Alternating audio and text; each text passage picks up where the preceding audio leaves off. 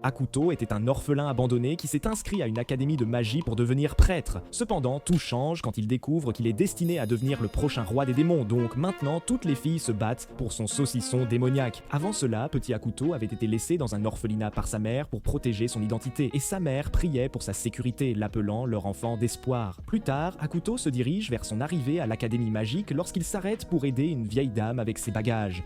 Cependant, il est soudainement attaqué par un méchant aux cheveux bleus qui accuse Akuto d'avoir volé sa grand-mère, mais la grand-mère dit à la fille que Akuto l'a aidé. La fille s'excuse et se présente comme Junko, une étudiante à l'académie magique. Ils se rendent ensuite ensemble à l'académie et sur le train, Akuto lui dit qu'il veut changer le monde en devenant prêtre. Elle révèle qu'elle vient d'une famille qui défend la justice et sachant qu'ils ont des idéaux similaires, elle lui montre son soutien. Elle sort alors son couteau pour conclure un pacte sous la condition qu'en cas de trahison de leurs idéaux, l'autre doit les tuer. Arrivé à l'académie, ils se séparent et Akuto se rend à l'infirmerie où il rencontre Mitsuko, son professeur de classe, qui explique que chaque nouveau élève doit affronter un oiseau magique qui peut voir ce qu'ils feront dans l'avenir. Akuto est excité, sachant qu'il a un bon cœur et veut devenir prêtre, mais à sa grande surprise, l'oiseau lui dit qu'il sera le roi des démons tout-puissant qui était autrefois considéré comme la plus grande menace pour l'humanité. Tandis que tout le monde panique, Akuto ne peut pas croire que c'est l'inverse de ce qu'il veut devenir. Pour le calmer,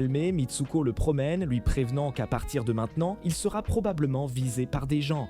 Lorsqu'ils arrivent en classe, Mitsuko présente Akuto aux autres élèves, mais lorsque ceux-ci voient à quel point ils sont effrayés, Akuto essaie de les rassurer en disant qu'il n'est pas mauvais et fait un discours sur le système qui décide de leur destin. Mais les gens deviennent encore plus effrayés, disant que le précédent roi des démons avait fait un discours similaire juste avant de déclencher une guerre. Avant qu'il puisse prouver son innocence, Mitsuko leur donne de prendre place et de se diriger vers le fond de la classe. Elle commence alors la classe et la première chose qu'elle fait est de choisir le représentant de la classe. Elle suggère que Junko soit à nouveau le représentant, mais un autre élève, Hiroshi, suggère qu'il choisisse Akuto comme représentant. Tout le monde est surpris par sa proposition et Akuto veut rapidement reculer, disant qu'il est plus que heureux de participer à la tâche du nettoyage comme service communautaire. Mais en entendant cela, tout le monde panique à nouveau. Mitsuko explique que le comité de nettoyage est un groupe de personnes qui vont partout détruire tout pour protéger les secrets de l'école. Sans savoir cela, Akuto essaie de s'expliquer, mais Junko se lève en colère, disant qu'il a trahi sa promesse et ses sentiments et le défie au duel. Tous comprennent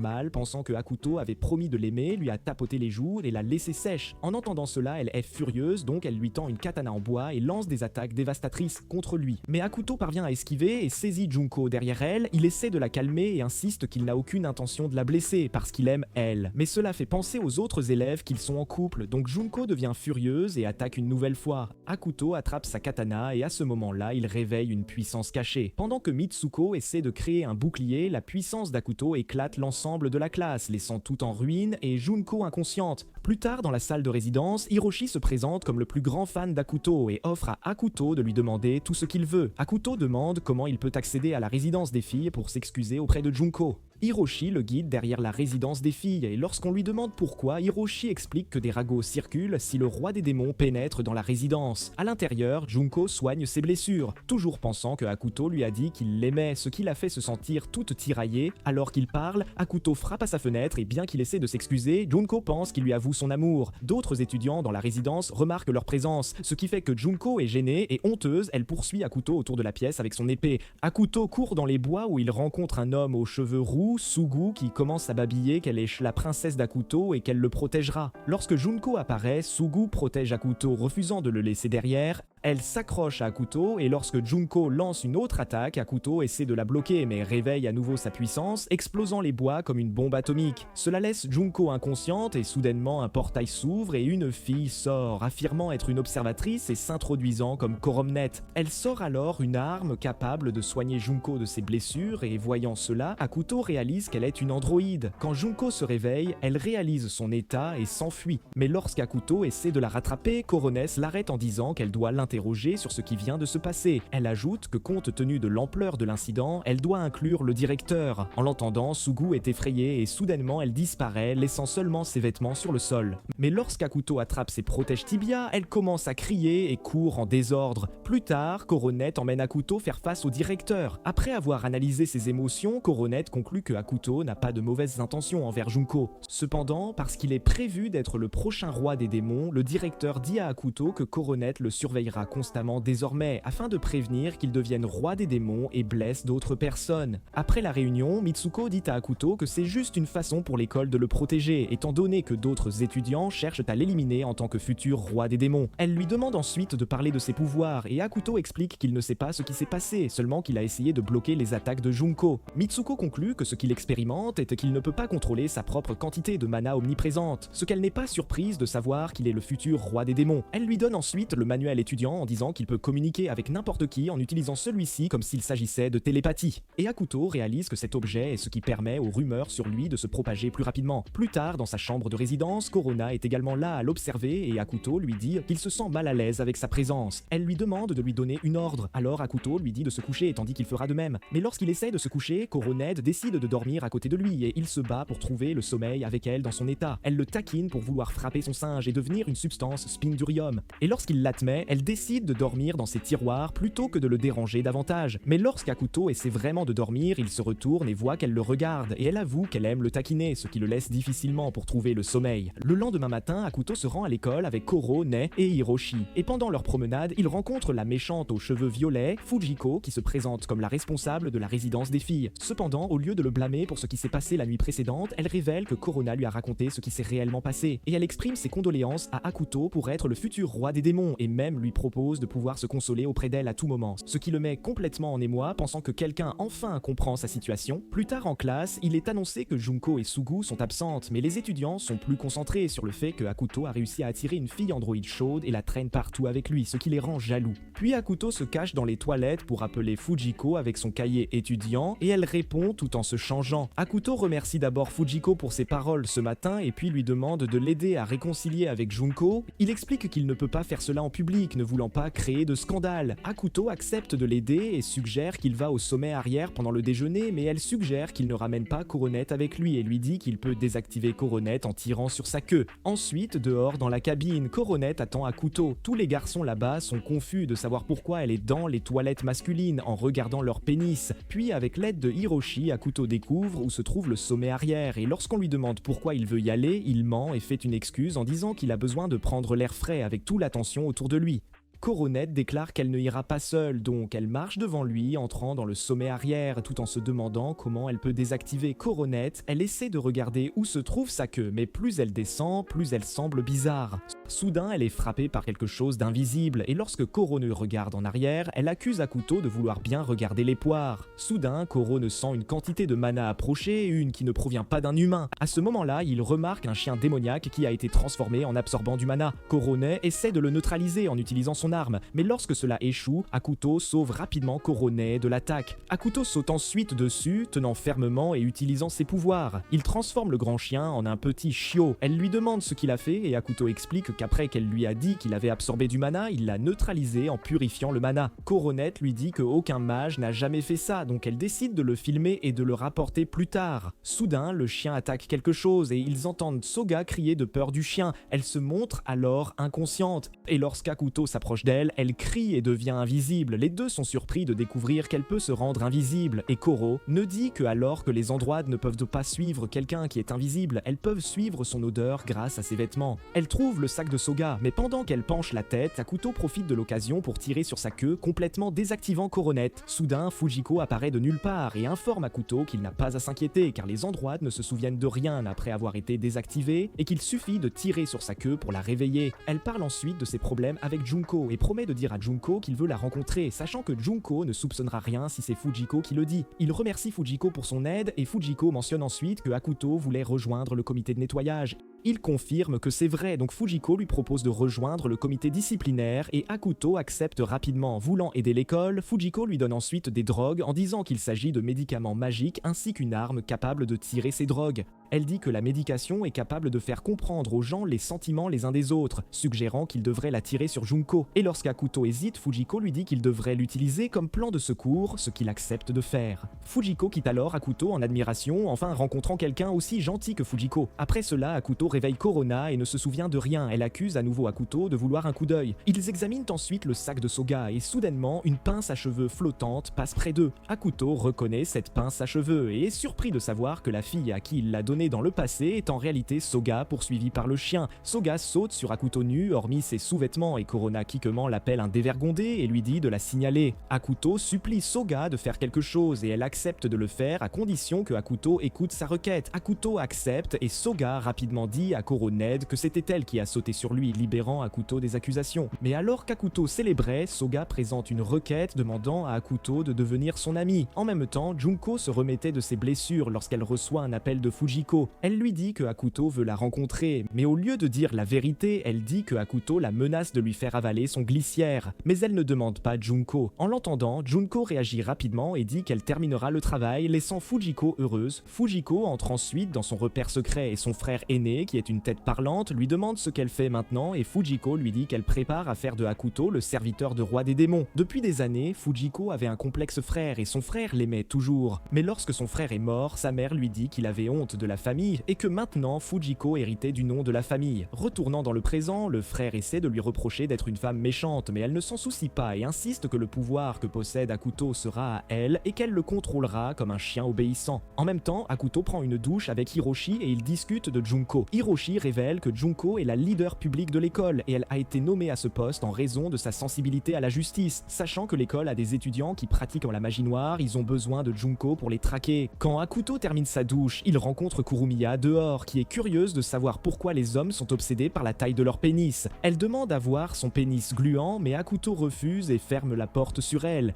Juste à ce moment, Akuto reçoit un appel de Fujiko qui lui dit qu'elle a organisé une rencontre entre lui et Junko dans un sous-sol, et Akuto accepte de participer. Mais le lendemain, il se retrouve avec le conseil étudiant pour rejoindre le comité disciplinaire. Il le taquine pour avoir joint uniquement pour manipuler le système en tant que roi des démons. Mais lorsqu'il essaie de les rassurer qu'il n'a pas de mauvaises intentions, ils choisissent de lui faire confiance et de voir ses résultats. Plus tard, dans la chambre de résidence, Akuto prépare son arme médicale pour sa rencontre avec Junko. Mais il sait qu'il doit faire quelque chose concernant Coronet d'abord. Il s'assoit et essaye lentement de glisser sa main près de sa queue, mais avant qu'il puisse tirer, Soga apparaît à la fenêtre, le surpris. Elle entre, mange quelques crackers de riz et dit qu'en tant qu'amie, elle voudrait venir le voir plus souvent. Elle lui donne une cuisinière à riz, disant qu'elle adore le riz, elle transporte des cuisinières à riz partout, donc elle veut lui en donner une pour qu'elle puisse revenir et manger du riz avec lui en tant qu'amie. Après plusieurs heures de discussion avec eux, Akuto dit à Soga qu'il doit étudier et elle réalise qu'elle l'embête, donc elle quitte la pièce, laissant Akuto avec la cuisinière à riz, puis Coronet plaisante sur lui voulant toucher ses poires et il accepte son offre. Mais à ce moment-là, il attrape sa queue et la tire, désactivant Coronet pour pouvoir rencontrer Junko, puis il se rend à un lieu de réunion profondément dans les montagnes où se trouve une installation. À l'intérieur, il s'attend à rencontrer Junko là-bas, mais au lieu de cela, il est frappé par derrière. Soudain, plus de méchants sbires apparaissent, prêts à le battre jusqu'à ce qu'il soit mort. Mais lorsque l'un d'eux essaie de le toucher, il est électrocuté et Akuto se relève comme s'il ressuscitait. Casualement, remerciant ceux-ci pour l'aider à mieux comprendre ses pouvoirs, ils ignorent Guo et son aura divine et attaquent à nouveau, seulement pour Akuto à commencer à briser leurs jambes en manipulant la mana environnante. Mais ensuite, les sbires traînent Hiroshi qui ils battent et captivent. Au lieu de se rendre, Akuto escalade davantage, lançant les autres autour de lui avec ses pouvoirs avant de ligoter le chef. Soudain, Junko arrive et voyant les corps sur le sol, elle accuse Akuto de planifier de dominer toute l'école comme partie de son grand plan pour la conquête mondiale.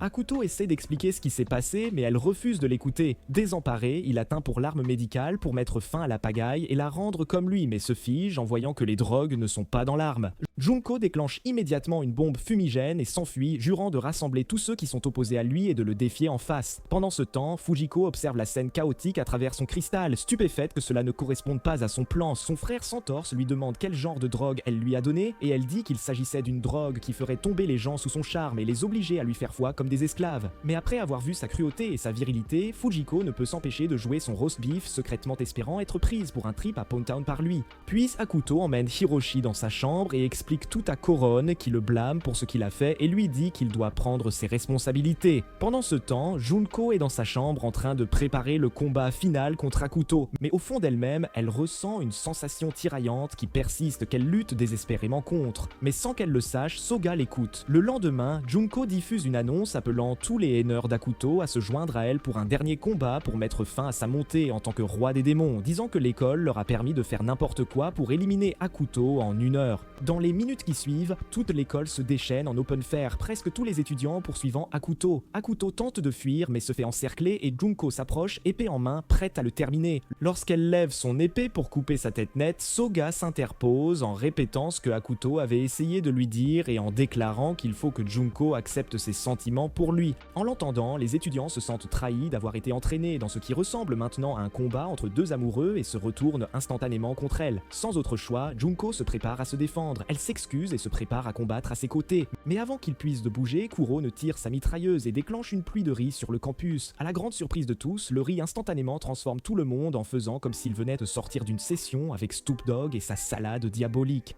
Plus tard, dans la chambre d'Akuto, Kuro examine le riz pour déterminer ce qui a causé le changement soudain et Soga explique casualement qu'elle a volé les pilules spéciales de son arme pour les fusionner avec le riz, sachant qu'elles font les gens s'entendre. Mais ensuite, après analyse, Kuroneb révèle que les drogues ont transformé ceux qui les ont ingérés en esclaves obéissants pour une courte période et Akuto réalise maintenant que Fujiko est suspecte. En même temps, en raison de ces drogues, toutes les filles affectées par les drogues envahissent la chambre de Fujiko, la faisant crier continuellement jusqu'au matin. Le lendemain matin, Fujiko observe Akuto de loin alors qu'il discute avec Hiroshi, silencieusement promettant de le faire aboyer pour elle, peu importe ce qu'il faut. En même temps, Akuto constate que Soga est absente à nouveau, et lorsqu'il demande à Hiroshi, il explique qu'elle ne peut pas utiliser la magie correctement et ne sait vraiment que voler. En l'entendant, Akuto réalise que personne d'autre que lui, nul ne sait vraiment qu'elle peut se rendre invisible. Plusieurs minutes plus tard, tout le monde forme des paires pour pratiquer la manipulation de la mana avec des sphères, et Junko s'approche d'Akuto et dit que le professeur l'a signé comme son partenaire. Il instinctivement attrape sa main pour remercier Junko pour l'avoir choisi, mais elle rapidement la retire lorsqu'on se met à chuchoter qu'elle est sa baby mama. La formation commence avec les étudiants lançant des boules de mana de main en main. Junko explique que la formation est pour qu'il apprenne à utiliser ses pouvoirs, donc elle lui donne l'orbite et lui demande de la lancer doucement pour qu'il ne la blesse pas. Akuto promet de prendre son temps, mais dès qu'il renvoie la balle, tout le terrain explose, engloutissant Junko inconsciente et donnant un sentiment de déjà-vu de leur première explosion.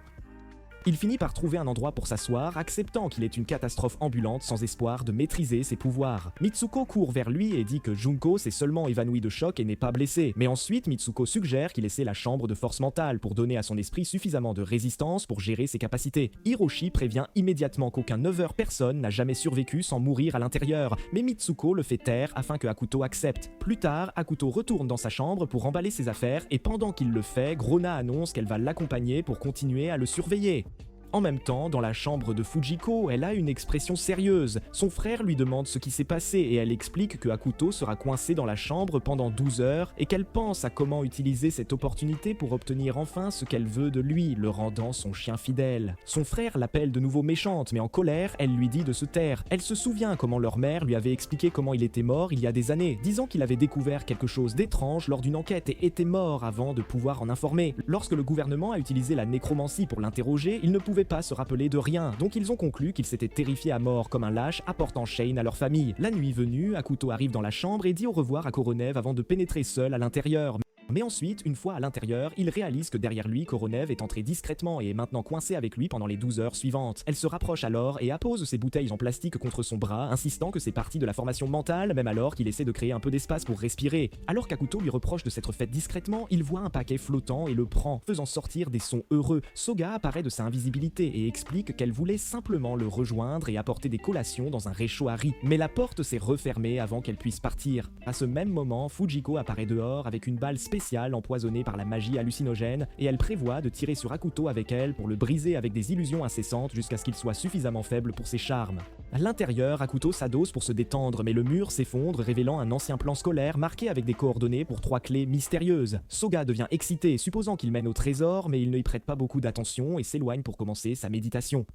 Soudain, Soga commence à faire pipi dans son pantalon, disant qu'elle a atteint son maximum et qu'elle va vraiment pisser. Akuto offre son sac étanche pour qu'elle puisse pisser dedans, qu'il a apporté juste pour les urgences, mais elle refuse, ne voulant pas faire ses besoins devant Akuto. Corinne suggère décontracter que Soga puisse pisser dans sa bouche, car elle peut la convertir en énergie interne, et Akuto et Soga la regardent comme si elle était complètement folle. Soga devient plus désespérée et tape sur la porte, suppliant d'être libérée pour allumer son arrosage automatique. Dehors, Fujiko entend le bruit et suppose que Akuto est déjà devenu devenu fou à l'intérieur. Elle voit cela comme une grande chance pour elle d'être une sauveuse. Donc elle ouvre la porte, attendant qu'il lèche ses orteils. Mais au lieu de cela, Soga dévale et l'abat, tandis qu'elle court pour se soulager. Soga accidentellement laisse tomber le plan du trésor, et lorsque Fujiko le voit et son contenu, elle le prend avec elle et part. Revenue dans sa chambre, elle demande à son frère ce que signifient les coordonnées, car elle reconnaît qu'elles sont écrites dans son écriture. Mais la tête parlante ne se souvient de rien, ce qui la confond encore plus parce qu'un mort-vivant comme lui ne peut physiquement pas mentir. Le lendemain, alors qu'elle est toujours perturbée par le mystère, une fille étrange s'approche d'elle et dit qu'elle compatit avec Fujiko car elle n'a pas réussi à faire de roi démon son sous-fifre. Fujiko est surprise, questionnant qui cette fille est, et la fille répond de manière détachée qu'elle a le droit d'être sur le campus et s'en va.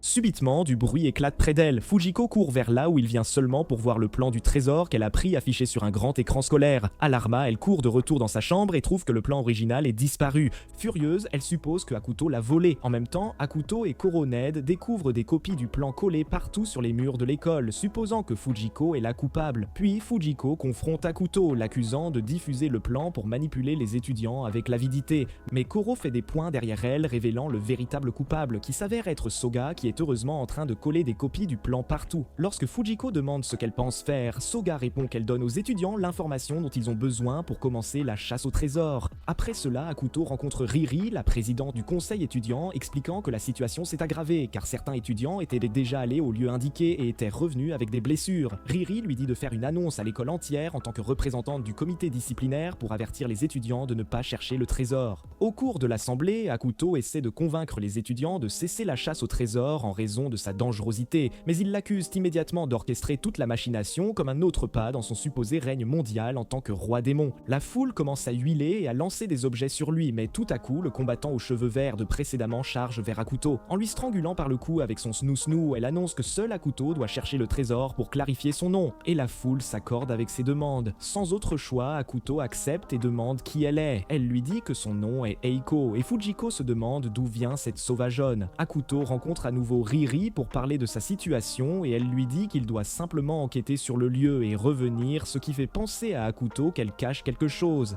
Avant qu'il ne parte en voyage, Fujiko le rencontre et lui tend le pistolet magique pour l'aider, qu'il accepte. Hiroshi et Koroned le rejoignent dans son voyage, mais soudain, Eiko apparaît pour s'accrocher à lui, refusant d'être laissé derrière. Donc ils tous se dirigent vers où mène le plan. Une fois arrivé, Korona regarde le plan et lit un nom, Yamato Boy Shiro, qui est quelqu'un qu'ils ne reconnaissent pas et qui les rend curieux. Une fois qu'ils entrent dans la chambre, ils trouvent les tombes des guerriers tombés lors de la dernière grande guerre, et Hakuto demande à tous de chercher le nom étrange montré sur le plan. Koro trouve ensuite des balles usées et commente qu'une bagarre doit avoir eu lieu ici, et Hakuto répond que celui qui l'a fait n'avait aucune considération pour les morts. Écouter ce discours juste et noble d'un supposé roi démon semble étrange à Teruya, mais Hakuto répète fermement qu'il est, et qu'il n'a pas l'intention d'être. Écouter cela, Eiko l'appelle ennuyeux, mais soudain, Hakuto tire son pistolet magique et le pointe sur elle. Il se trouve que derrière elle se trouve un monstre et ils font face à celui-ci. Pendant ce temps, Junko s'introduit discrètement dans la chambre d'Hakuto pour le rencontrer, mais ne trouve que Soga endormi, tandis qu'Hakuto n'est nulle part à portée de vue. Elle réveille Soga et lui demande où il est allé. Soga révèle mollement qu'il est parti avec Korona Emiwa et une fille nommée Teruya Eiko. En entendant le nom Teruya, Junko bondit immédiatement pour le trouver, réalisant qu'ils sont en difficulté. À l'intérieur des ruines de la chambre, Eiko essaie de couper les tornades, mais est projetée comme une larve impuissante. Voyant son expression défaitiste, Hakuto devient sérieux, chargeant son pistolet magique avec sa mana avant de tirer un seul coup qui élimine complètement le monstre de tornade. Hakuto se remet immédiatement et saute dessus pour célébrer, mais en essayant de faire descendre ses joues douces sur son cou, Hakuto tombe et repère la pierre tombale qu'il cherchait. À l'intérieur de la tombe, il trouve un jouet contenant un message vocal mentionnant quelque chose appelé la chambre des chevaliers. Tandis qu'il tente de décoder le message, Fujiko, qui surveille tout avec une caméra cachée, reconnaît le jouet. Son frère explique qu'il utilisait le jouet pour communiquer avec elle pendant les missions, mais il ne se souvient toujours pas de ce qui s'est passé la nuit où il l'a utilisé. Fujiko commence à pleurer, mais elle est interrompue quand Soga tombe du plafond avec tout ce qui pend et persuade Fujiko de courir après Hakuto et les autres, en disant que de cette façon, elles peuvent découvrir plus sur leur frère. En même temps, Junko continue de courir vers les ruines pour sauver Hakuto des machinations d'Eiko, sachant qu'elle est mauvaise, mais elle tombe soudainement dans un grand puits. Avec Hakuto et les autres, ils localisent la chambre des chevaliers et entrent prudemment. Subitement, Hiroshi panique, affirmant qu'il a vu l'un des géants de pierre bouger. Hakuto lui dit de cesser d'être dramatique, mais dès qu'il se tourne, le géant attaque. Hiroshi essaie de l'aider, mais se fait chauffer. Donc Hakundo bloque, attrape l'axe du géant et le retourne contre lui, obligeant celui-ci à reculer. Il lui reproche ensuite à Hiroshi d'avoir voulu jouer au héros, mais Hiroshi dit à Akuto qu'il ne connaît pas ce que c'est d'être un faible comme lui, surtout avec les pouvoirs du roi démon qu'il possède. Écoutez cela, Akuto s'excuse pour ne pas comprendre ses sentiments, puis il cherche plus profondément jusqu'à ce que Akuto trouve une tablette de pierre suggérant qu'il y a un lac caché dans les ruines. Koroneta propose alors de le suivre en utilisant ses pinces spéciales.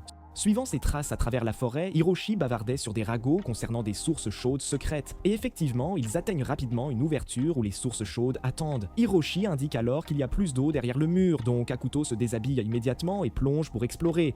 Eiko voit sa chance pour un moment seul et s'infiltre derrière lui, collant son corps contre le sien tout en appuyant ses gros seins sur son dos. Au même moment, Junko, qui est sortie de la fosse par laquelle elle est entrée, jouit de l'autre côté de la source mais entend les deux parler. Akuto confronte Eiko pour ne pas avoir dit la vérité et Eiko explique que le Lex du roi démon est le vrai trésor et suggère qu'il le prenne pour lui-même. Avant que Akuto puisse réagir, Junko grimpe une falaise et tombe pour attaquer Akuto, ne réalisant que c'est en réalité elle, et plonge sous l'eau pour cacher sa grotte à miel. Junko révèle que Eiko est un agent impérial travaillant pour le gouvernement, et avec son couverture dévoilée, Eiko attaque Junko. Pendant tout ce chaos, Akuto remarque un sanctuaire au milieu de la source, mais au sommet se trouve un loup qui les observe et les traque. Le loup charge vers eux, mais Akuto saute, sauve Junko et expulse la bête loin. Il charge à nouveau, mais quand il mord l'arme de Akuto, celle-ci s'effondre et s'endort. Eiko est offensé qu'il ait protégé Junko, lui lance une clé qu'elle a trouvée dans les sources et s'enfuit. Fujiko et Soga arrivent, et Fujiko avoue qu'elle est celle qui a mis le monstre à dormir. Quand Junko demande pourquoi Fujiko est même là, Fujiko exige de voir ce qu'ils ont trouvé. Il lui montre le poupée, l'écran et la clé. Elle reconnaît deux objets et quand elle tourne la clé pour vérifier, un portail de téléportation s'ouvre. Elle tombe et tous la suivent. De l'autre côté, ils se retrouvent face à un grand château, mais alors Riri apparaît avec les membres du conseil étudiant et félicite Akuto pour avoir passé le test, disant que la chasse au trésor était quelque chose qu'il avait ancré.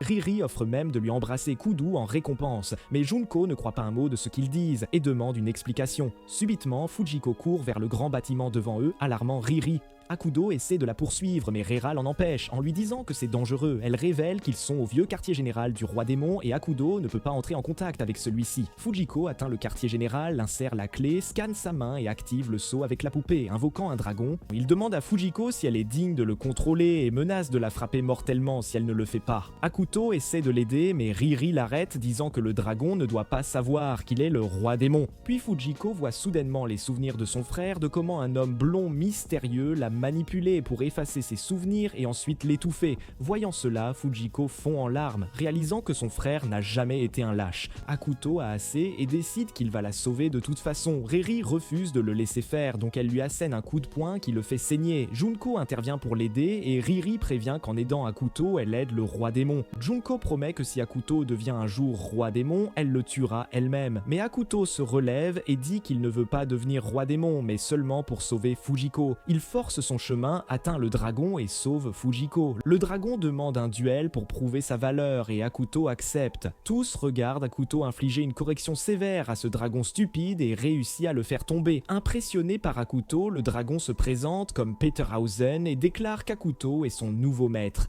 Akuto essaie de refuser, mais le dragon explique qu'avec lui réveillé, il a besoin du roi démon comme son maître. Sans autre choix, Akuto décide de remplir ce rôle et être appelé roi démon juste pour le dragon. Fujiko câline Akuto pour avoir sauvé sa vie et Raya lui donne un petit baiser pour ce qu'il a fait. En fin de compte, Akuto décide de vivre là après la demande de Peterhausen. Quelques jours plus tard, Korone a un appel secret avec des gens du gouvernement concernant sa mission et il décide que la meilleure façon de gérer Akuto est d'exploiter son amour pour les fesses, les gâteaux, les femmes. Il lui donne la mission de le faire tomber amoureux d'eux, mais lui avertissent que en cas d'échec, elle sera licenciée. À l'école, il y a un voyage prévu à la plage pour l'école côtière, mais Mitsuko informe Akuto qu'il est interdit de participer. Il passe la nuit à s'apitoyer dans son lit jusqu'à ce que Coronet grimpe dedans et offre de lui faire claquer. Avant qu'il puisse réagir, sa main va directement vers son cornichon gluant et Akuto doit rapidement reculer. Elle décide alors de lui permettre de participer à l'école côtière, et quand elle lui demande pourquoi, elle explique qu'elle veut qu'il profite de sa jeunesse et apprenne à allumer le sprinkler d'une femme. Elle offre de l'aider l'obliger à dormir, disant qu'ils peuvent même briser le lit. Mais quand Akuto refuse et son approche, Koro se retire dans son placard et dort.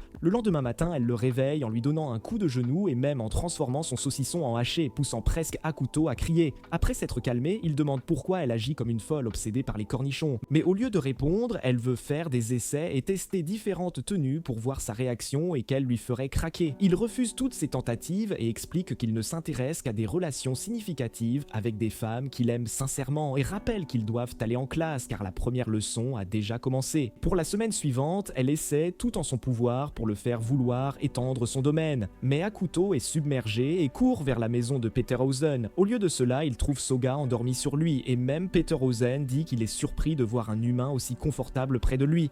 Quand il essaie d'expliquer son plan pour fuir Kuronai, elle apparaît convenablement et demande s'il préfère une fille comme Soga plutôt. Confus, il questionne si elle s'inquiète de ses sentiments et Kuronai explique qu'elle veut juste connaître ses préférences pour pouvoir le satisfaire mieux. Plusieurs jours plus tard, à la plage pour l'école côtière, Akudo finit par trouver le plaisir de participer à la journée de plage avec tout le monde. Pendant que les étudiants jouent dans le sable, Soga demande s'il veut jouer avec ses intrigues au lieu. Quand il lui dit qu'ils sont trop petits pour son glizzy, elle devient encore plus excitée car elle a plus d'espace pour grandir. Juste alors, Kuronet appuie ses gros seins sur son dos et lui demande de l'aider à appliquer le soleil. Mais il s'écarte immédiatement et dit que c'est impossible car elle porte un maillot de bain épais. Pour résoudre le problème, elle commence simplement à le retirer, obligeant Akuto à lui lancer un torchon. En pensant à ses activités dépravées, Akuto réalise qu'il a été tenant Kuroneis Pepperonis tout ce temps. Junko le voit et essaie de le couper, donc Kuronei le force à saisir les siennes aussi pour diversifier les sensations, presque envoyant Akuto dans le royaume des ombres dans le processus. Après s'être calmé, il fait Kuronei s'excuser auprès de Junko. Mais Junko reste furieuse que Kuronei ait même fait quelque chose comme ça. Kuronei conclut qu'elle est encore inexpérimentée et offre de aider Junko à naviguer dans Iblizi en utilisant la poupée sale d'Akuto. Alors que Junko hurle sur elle, Akuto réalise que maintenant tous les étudiants pensent qu'il a conquis les 2 grottes de ses filles. Et quand il essaie d'expliquer pour sauver l'honneur de Junko, tous commencent maintenant à penser que c'est normal pour eux. Moment plus tard, Akuto trouve Junko cachée et s'excuse pour avoir à nouveau terni sa réputation. Il demande si elle veut nager avec lui. Et bien qu'elle veuille être en colère contre sa demande, il avoue qu'il n'a jamais eu l'occasion de simplement passer du temps normalement avec quelqu'un, ce qui l'a rassuré. Junko fait Soga participer, mais au milieu de leur plaisir, Soga joue avec un cuir de méduse et commence à le caresser, provoquant qu'il éjecte de la crème blanche et la répande sur Junko. Elle attrape Akuto et en aidant à nettoyer le sperme de son visage, il exprime combien il est content de pouvoir passer du temps avec Junko avant qu'il ne soit appelé le roi démon. Subitement, Kuronei enlève son maillot de bain et Junko s'enfuit en chaîne tandis que Akuto hurle sur Kuronei pour avoir trop poussé et oublié qu'elle devait observer Akuto, pas embêter tout le monde autour de lui. Après s'être excusée, Kuronei admet qu'elle ne veut simplement pas qu'Akuto oublie qu'elle aime sincèrement lui et s'en va, confuse Akuto et Junko. Plus tard, Akuto s'arrête soudainement et dit qu'il aperçoit quelqu'un qui le surveille. Soba repère Hiroshi et Akuto court pour demander où il va. Hiroshi révèle que l'île est son village natal, mais son expression sombre fait que Akuto s'inquiète. Hiroshi explique que la légende locale sur le roi démon et pourquoi il ne voulait pas qu'Akuto vienne. Selon la légende, un monstre apparaîtra lorsque le roi démon apparaîtra et un héros est destiné à les vaincre tous les deux. Mais comme rien de tel ne s'est produit avec le roi démon précédent, Akuto dit à Hiroshi de oublier ses bêtises. Hiroshi refuse, disant que la force d'Akuto le rend incapable de comprendre les peurs des gens ordinaires comme lui. Il court, mais avant qu'Akuto ne le poursuive, il entend la voix de son surveillant, donc il décide de lui faire face. Plus tard, Akuto sort de la fête pour suivre le espion. Kuro, Ned le rencontre et dit qu'elle a senti la même chose. Akuto dit qu'il va après l'espion et Kuro, Ned, tire immédiatement une détection de mana pour l'aider. En même temps, Fujiko rencontre Peterhausen et explique son plan de conquérir le monde avec Akuto. Peterhausen est enthousiaste parce qu'il est las d'avoir un maître aussi peu ambitieux, mais à ce moment-là, Riri apparaît et dit à Fujiko que Kuro, Ned a été ordonné par le gouvernement de séduire Akuto, ce qui la choque. Riri déclare qu'elle va maintenant s'opposer au système et vaincre le ministère de l'intelligence magique et prévient que cela la rend une ennemie. Mais Riri dit qu'elle abattra tout le monde essayant d'utiliser Akuto comme un outil. Après que Riri parte, Fujiko essaie de contacter Akuto mais ne peut pas, donc elle envoie Soga à sa place. Soga dit à Akuto qu'un groupe puissant spécialisé dans l'élimination des sorciers veut l'envoyer l'envoyer à sa mort. Mais Akuto ne prend pas ses paroles au sérieux, pensant que Soga rigole. Elle commence à boire de l'alcool et tombe dans ses bras. Quand il remarque son épinglette, Akuto demande si elles se sont rencontrées il y a longtemps. Elle ne comprend pas et dit simplement qu'ils devaient être destinés à se rencontrer. Elle s'endort sur lui, le laissant se demander pourquoi elle l'apaise tant. Elle se réveille soudainement et essaie de l'embrasser, mais Korone le repousse d'un coup de pied, gâchant l'instant. Soudain, un coup de feu retentit et quand il regarde en arrière, Korone est touché. Des mois auparavant, au début de l'année scolaire, Hiroshi avait appris de l'oiseau qui lit l'avenir qu'il était en fait un héros. Le résultat l'avait tellement choqué que lui et Mitsuko avaient convenu de garder ça secret, surtout parce que personne ne le croirait de toute façon. De retour dans le présent, Korone s'effondre au sol, et alors qu'Akuto essaie de l'aider, elle lui dit de ne pas s'inquiéter et se relève comme si elle n'avait pas reçu de balle. Elle lui demande ensuite soudainement s'il a des sentiments pour Soga et il se demande pourquoi elle pense à sa vie amoureuse à un tel moment. Akuto lui demande alors si elle est fâchée à cause de ce qu'il a fait plus tôt et elle dit que non, mais admet que c'est défavorable pour elle. Korone murmure ensuite quelque chose sur l'échec de sa mission et dit doucement que c'est peut-être la dernière fois qu'ils se voient. Puis elle ouvre un portail, le remercie pour tout le temps qu'ils ont passé ensemble et disparaît. Quelques minutes après son départ, Soga se souvient enfin de la deuxième partie du message que Fujiko avait dit à Korone de livrer, et c'est que Fujiko avait informé Soga que Korone avait reçu l'ordre de séduire Akuto. Et à en juger par la façon dont Akuto se comporte avec Korone, Fujiko doutait qu'elle y parvienne, ce qui signifiait qu'elle serait renvoyée de son poste d'observatrice.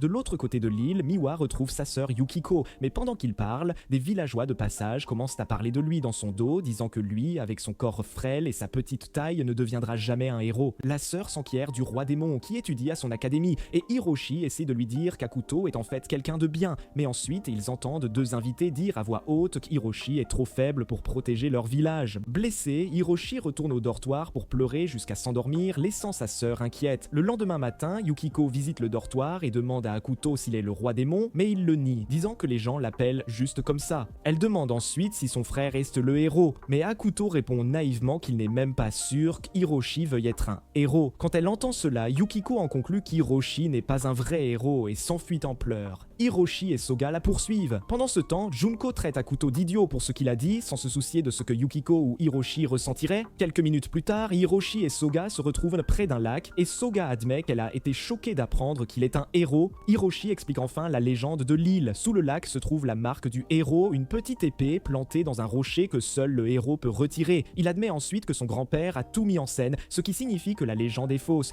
Soudain, ils entendent un autre son et quand ils le suivent, ils trouvent un type étrange qui a l'air bizarre, mais de sa veste, il libère un bruit dévastateur qui invoque un concombre de mer monstrueux, surprenant Soga et Hiroshi, mais ensuite, ils voient que Yukiko est dangereusement proche de l'individu, et quand l'homme la remarque, il commence immédiatement à lui faire des choses étranges. Hiroshi essaie de la sauver en lançant un sort, mais le sort est absorbé. Le méchant explique que le concombre de mer est une bête qui absorbe le mana, donc la magie d'Hiroshi est inutile. Soga essaie de se faufiler derrière lui en étant invisible, mais elle est repérée, et au milieu de tout ça, Yukiko est libérée. Alors que Yukiko court, elle déclare que son frère est le héros qui le vaincra. En entendant cela, l'individu rit de sa déclaration et commence à frapper Hiroshi comme une poupée de chiffon pour montrer à Yukiko que son frère est un incapable avant de le jeter à l'eau. Plus tard, cette nuit-là, Akuto et Junko rencontrent le même individu qui se présente fièrement comme Maître I, et Akuto comprend instantanément que c'est lui qui l'espionnait. Maître X sent immédiatement le mana d'Akuto et est tellement excité qu'il lâche les deux filles pour exiger un vrai combat. Voyant leur visage terrifiés, Akuto se transforme en une version surpuissante de lui-même. Il démolit Maître X avec plusieurs combos sauvages et manque de l'achever définitivement, mais Soga le supplie d'arrêter.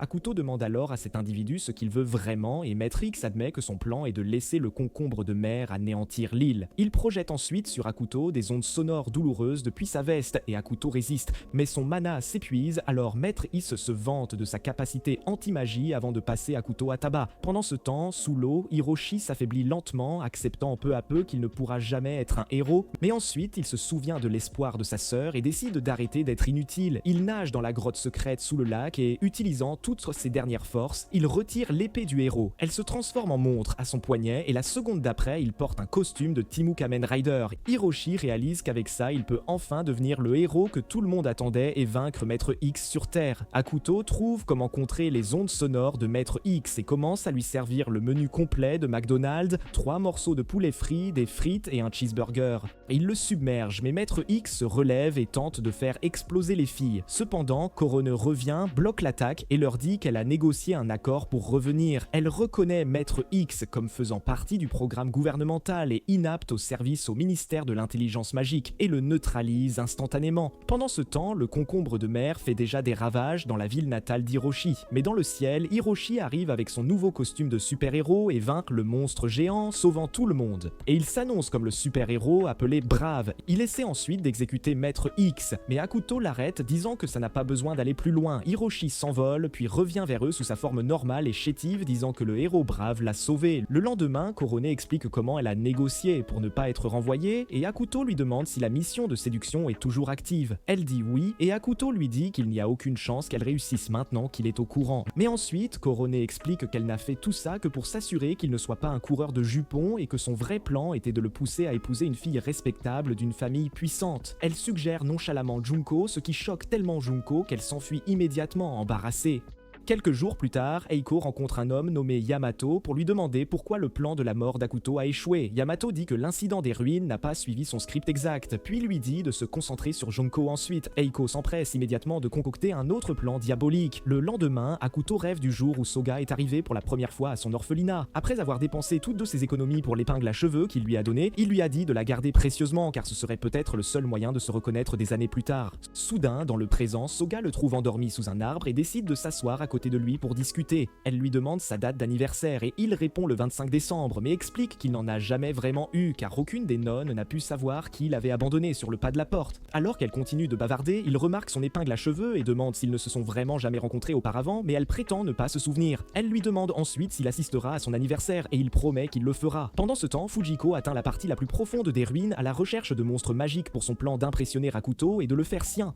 Elle commence à imaginer des scénarios où il fait des choses intimes avec elle, mais un monstre la ramène à la réalité en saisissant ses seins avec ses tentacules. Elle lutte pour ne pas jouir de la sensation visqueuse et fait exploser le monstre étrange. C'est alors qu'elle trouve un œuf dans les restes du monstre, mais juste au moment où elle le ramasse, Peterhausen apparaît et lui demande pourquoi elle est dans les ruines. Fujiko cache rapidement l'œuf et prétend qu'elle chasse des monstres pour Akuto. Peterhausen comprend parfaitement, disant que plus de monstres sont apparus depuis qu'Akuto a éveillé ses pouvoirs. Pendant ce temps, Akuto et Hiroshi regardent un reportage sur le nouveau super-héros, Brave, qui détruit les monstres et devient le nouveau favori de tous. Akuto remet en question les actions de Brave en tant que justicier, et Hiroshi défend instantanément sa propre identité secrète, insistant que tant que les gens sont en sécurité, rien d'autre n'importe. C'est alors que Yuki, une idole populaire, apparaît à la télévision, et Hiroshi s'excite en voyant l'objet de ses sessions de fantasmes. Yuki fait la promotion d'un nouvel assaisonnement, mais Soga pense que le riz est meilleur tel quel. Akuto lui demande enfin pourquoi elle se soucie plus de la nourriture que de ses études, et elle le prend à cœur, arrête de manger pour la journée et part faire la sieste. Toujours inquiet, Akuto se demande comment la faire revenir en classe, et Hiroshi révèle qu'elle est douée pour les micros Akita, mais qu'elle a des difficultés sociales à cause de son faible niveau de magie. Akuto est confus car les niveaux de magie sont généralement prédéterminés. Alors Korone explique que les personnes avec beaucoup de mana sont considérées comme des dieux, tandis que les individus à faible magie comme Soga pourraient être traités comme des déchets. Akuto est frustré par le traitement injuste que Soga reçoit et déclare qu'il va changer le monde. Hiroshi sort mais s'arrête à une fontaine, réfléchissant à ce qu'il doit faire ensuite. Plus tard, Akuto approche Soga et l'invite en classe. Elle se déshabille instantanément et s'envole avec sa magie invisible, le laissant stupéfait et la poursuivant. Quand il revient, Korone souligne que fréquenter Soga a aussi ruiné sa réputation, car être ami avec le roi démon est pratiquement une condamnation à mort sociale. Plus tard à la cafétéria, Akuto dit à Soga qu'il a l'intention d'arrêter d'être ami avec elle pour la protéger. Soga apprécie son geste, lui fait un câlin serré, puis s'envole. Junko voit ça, devient jalouse, puis essaie de faire comme si de rien n'était quand Akuto la surprend à regarder. Elle et Akuto parlent en privé du fait que Soga ne se soucie pas de sa vie à l'académie. Junko dit qu'elle ne peut pas aider, s'excuse et s'en va. Mais de retour chez elle, Junko regrette ce qu'elle a fait et ressent toujours la pression de ce que Korone a dit à propos de son mariage avec Akuto.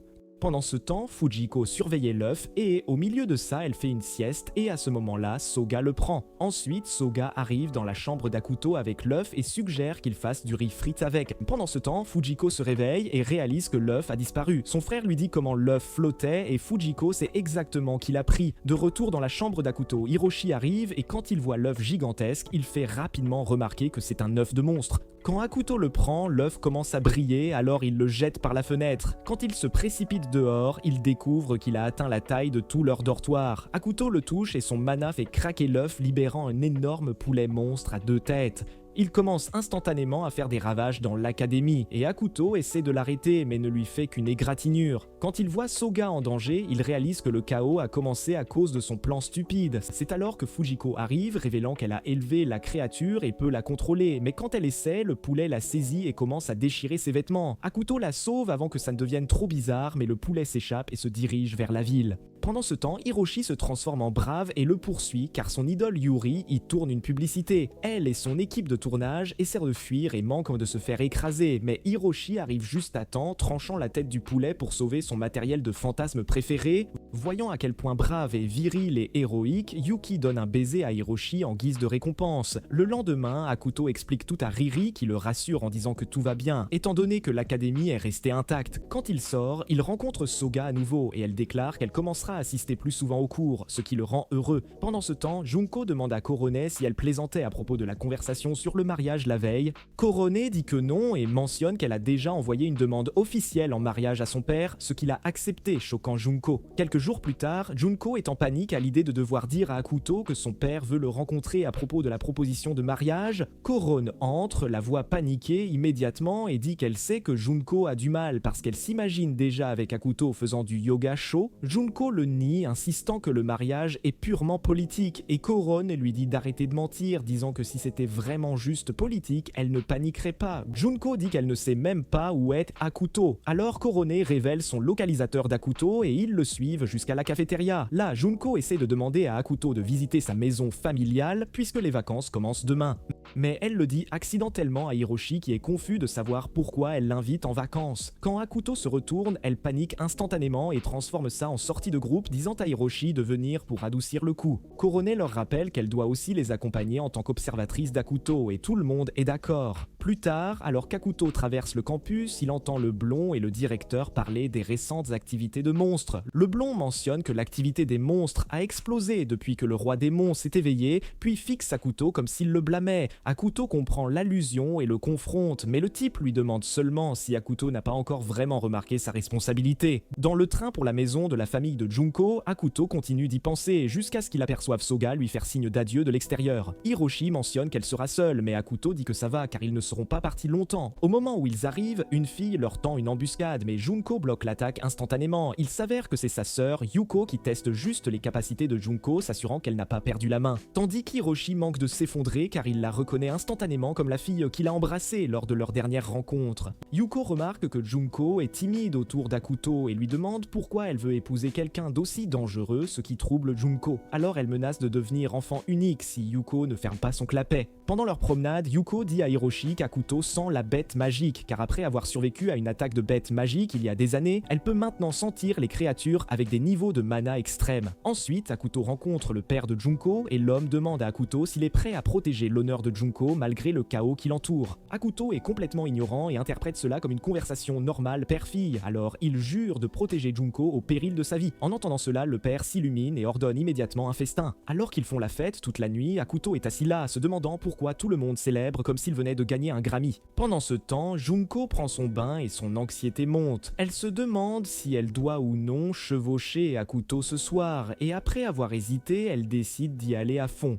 Cette nuit-là, Junko rend visite à Akuto dans sa chambre avec l'expression la plus désespérée et déterminée qu'il ait jamais vue. Junko prend une inspiration et tend la main vers sa robe, clairement prête pour une expansion de domaine, mais Akuto l'arrête, disant qu'elle n'a pas besoin de se forcer juste pour satisfaire sa famille. C'est là que Junko réalise qu'il n'a vraiment rien compris, alors elle explique que tout le monde s'attend à ce qu'il l'épouse. Akuto est choquée et s'excuse de ne pas l'avoir réalisé plus tôt, sachant qu'elle ne veut pas l'épouser. Mais à son insu, cela la blesse profondément. Elle part le cœur brisé, lui disant d'oublier tout. Akuto essaie de comprendre, mais soudain, tous les ninjas de son clan défoncent sa chambre, voulant lui couper son glizzy pour avoir brisé le cœur de leur princesse. Akuto s'enfuit rapidement, mais alors qu'ils le poursuivent dans les bois, Korone les piège et les capture tous. Soudain, Eiko apparaît et offre avec suffisance à Akuto une place dans sa famille, lui offrant même un avant-goût de ses charmes. Il refuse et dit qu'il ne l'aime tout simplement pas. Offensée, elle menace de le tuer, mais s'arrête pour mentionner qu'il n'aurait pas dû laisser Soga seul. Pendant ce temps, de retour à l'académie, Soga se prépare tranquillement tranquillement à fêter son anniversaire, ignorant qu'un assassin est envoyé pour la tuer. De retour dans les bois, Aiko révèle que les assassins ont été envoyés par son père, l'archevêque, et que sa famille est chargée d'éliminer quiconque est jugé dangereux. Et pour une raison quelconque, leur cible cette fois est Soga. Quand elle ajoute que Soga est déjà marqué pour la mort, Akuto perd le contrôle de ses pouvoirs et la vaporise presque. Mais Yuko arrive pour l'empêcher de devenir fou, donnant à Aiko l'occasion de s'échapper. C'est alors que Korone arrive, disant qu'elle n'a pas pu obtenir d'informations. Akuto exige qu'elle le téléporte à l'académie, mais elle refuse, expliquant qu'elle travaille pour le gouvernement et que leurs décisions sont absolues. Quand il insiste pour y aller, elle dit qu'elle devra l'arrêter et sort son pistolet, mais ensuite elle le lâche et lui dit de tirer sa queue pour qu'elle se désactive. Il la tire, la désactivant, et ouvre un portail et se précipite à l'académie. À ce moment-là, l'assassin a déjà commencé à étrangler Soga, mais il est brusquement achevé par une lame de samouraï. Le blond émerge, puis achève le reste des assassins comme si de rien n'était, et se révèle être Yamato, le garçon Kiro. Akuto sort du portail à temps pour assister à tout cela, et il remercie presque Yamato, mais le type explique que Soga est une entité avec laquelle il prévoit de fusionner pour acquérir le corps massif nécessaire pour défier les dieux. Akuto demande pourquoi le gouvernement a ordonné sa mort, et Yamato répond que les dieux l'ont rejeté. Rei, alias Yamato, n'a sauvé Soga que parce qu'il veut l'utiliser. Akuto déchaîne son pouvoir et jure de la protéger. Yamato coupe le bras d'Akuto, mais il se régénère instantanément. Alors que Yamato essaie de le taillader à nouveau, Fujiko apparaît avec une escouade de bêtes magiques. Elle annonce qu'elle a trouvé un moyen de les faire obéir pour qu'Akuto puisse les utiliser, et Akuto accepte immédiatement. Yamato demande s'il a vraiment l'intention de manier un tel pouvoir maudit, et Akuto ne s'en soucie plus, et Yamato sourit, affirmant que c'est pourquoi il est le roi démon qui détruira le monde. Alors que les deux sont sur le point de se battre, des bêtes magiques font des ravages dans l'académie, détruisant tout, puis Yamato appelle son épée, et Fujiko est stupéfaite car transporter des armes avec du mana devrait être impossible avec autant de bêtes qui courent partout. Mais Akuto lui dit qu'il n'utilise pas de mana ordinaire. Les deux s'affrontent immédiatement, tandis qu'Hiroshi essaie de comprendre tout ce qui se passe autour de lui. Pendant ce temps, Eiko essaie de décoder ce qui se passe quand son père, Kiyozo, apparaît et l'avertit que Yamato les a trahis. Eiko écoute comme une bonne fille, mais elle poignarde soudainement le vieil homme au cœur et attend qu'il se vide de son sang avant de lui arracher son insigne qui est le symbole d'autorité de leur clan ninja. Mais ensuite, elle sent un intrus et le type se présente comme Tuve, le subordonné de Yamato du ministère de l'intelligence magique. Chez Junko, sa famille regarde le chaos se dérouler en direct et son père décide qu'il est temps d'intervenir et d'en finir avec Akuto, croyant qu'il a tué Kyuzo. Il dit que même si leur clan a de mauvaises relations avec la famille d'Eiko, il insiste sur le fait qu'ils doivent tous travailler ensemble contre la plus grande menace. Le père de Junko sort l'épée sacrée de leur famille, transmise de génération en génération, et souligne que personne n'a jamais réussi à la dégainer. Mais la grand-mère de Junko intervient, renforce l'épée familiale, convaincue que la lame légendaire jugera Junko digne de l'utiliser.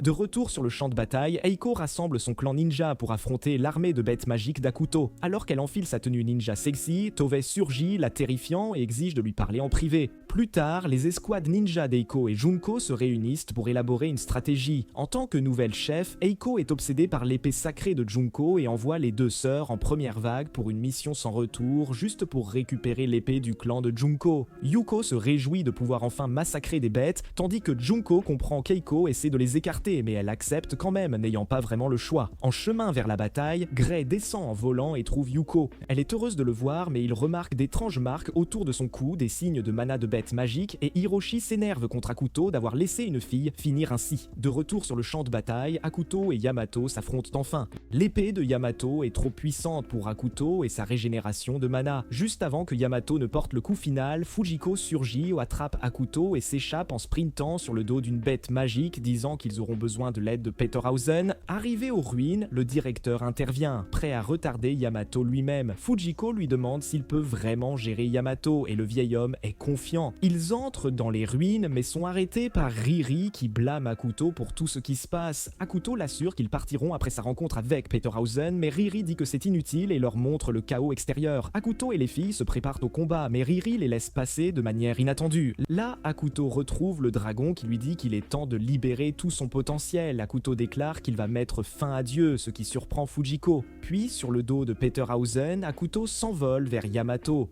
Alors qu'il se prépare à frapper, le proviseur l'intercepte de nouveau. Junko tente une attaque furtive sur Akuto, mais son épée refuse toujours de se dégainer. Elle utilise donc son couteau qui se dissout dans le mana d'Akuto. Junko est tiraillé par ses sentiments, ne sachant que faire, mais Akuto la prend dans ses bras comme une princesse pour la calmer. Il dit qu'il ne s'attendait pas à ce qu'elle ait de tels sentiments pour lui et promet qu'après la bataille, il prendra soin d'elle. Il la renvoie ensuite sur Terre, mais soudain, Brave arrive et endommage Peterhausen. Impressionné mais irrité, Akuto le combat en plein vol et Brave exige que le roi démon explique pourquoi il agit ainsi. Akuto dit à Hiroshi qu'il défie Dieu lui-même, qui veut lui prendre Soga. Pendant qu'ils se préparent à un vrai combat, Tove dit à Eiko de se concentrer sur la recherche de l'appareil que Fujiko utilise pour contrôler les bêtes magiques. Eiko envoie Junko et Yuko le récupérer, et Yuko part en courant tandis que Junko la poursuit. Soudain, Junko voit un homme mystérieux sur le point d'attaquer Yuko. Elle intercepte le coup et des ninjas accourent pour les soutenir. De retour dans le ciel, Hiroshi demande à Akuto pourquoi il n'a pas utilisé son pouvoir pour changer la vie des gens s'il est si déterminé à changer le monde. Akuto lui rappelle que ce sont les mêmes personnes qui adorent un faux dieu et l'utilisent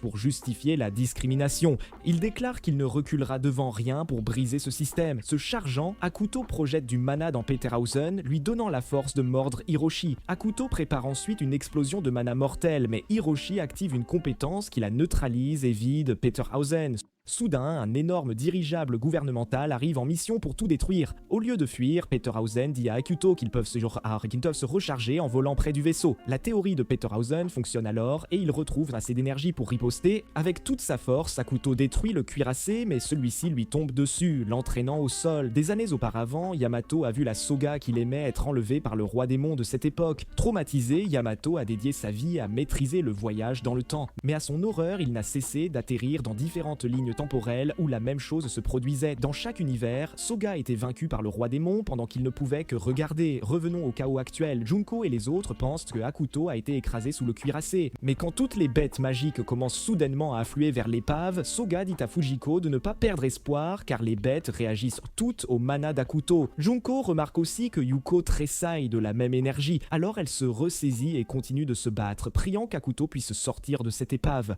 Pendant ce temps, Hiroshi se dirige vers l'épave pour trouver Akuto, mais il tombe sur le directeur en plein combat contre Yamato. Quand le vieil homme réalise que Brave est l'un de ses élèves, il lui dit de ne pas s'impliquer, insistant sur le fait que c'est son devoir de protéger les étudiants de la guerre. Quand Yamato lève son épée, Hiroshi dépasse le directeur et affronte Yamato à sa place, mais toute son armure s'éteint soudainement, le transformant en un être faible et inactif, et Brave refuse de répondre à l'appel d'Hiroshi. Là, Yamato révèle qu'il a créé cette armure et l'a laissée sur l'île familiale d'Hiroshi. Yamato lève ensuite la main pour achever le directeur, et Hiroshi lui dit d'arrêter et menace de se retourner contre lui, dénonçant la conception de l'armure clairement faite pour contrer Akuto.